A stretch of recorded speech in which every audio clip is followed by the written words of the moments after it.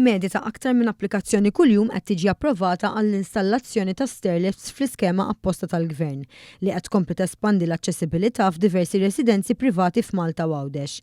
Il-Ministru għall-Akkomodazzjoni Soċjali u Affordabbli Rodrigue Galdes ħabbar li sal-aħħar tax-xahar li għadda kienu diġà ġew allokati aktar minn 4.5 miljun euro f'investiment ta' din l-iskema li għandha lan li tgħin lill-anzjani, persuni b'diżabilità jew oħrajn bi problemi ta' mobilità li jixtiequ jtejbu l-aċċess fi djarhom.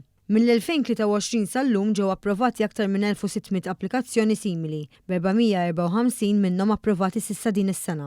Dan ifisser ukoll li bħalissa qed tiġi approvata aktar minn applikazzjoni kuljum u dan juri bis-sinjal ċar tad-domanda u ħtiġa kontinwa għal tali għajnuna. Il-Ministru Galdes sostna li l-Gvern hu impenjat li jkompli joffri servizzi li jippermettu lil dawk kollha, inkluż anzjani, li jibqgħu jgħixu fil-komunità tagħhom fi djarhom stess b'mod sigur u aċċessibbli. Matul is-sena li għadditu din is-sena diġà ġew installati madwar 1600 stairlift ħafna mir-residenti privati li skop huwa li indirizzaw il-problema tal-xjuħija fil-popolazzjoni, l-aging population.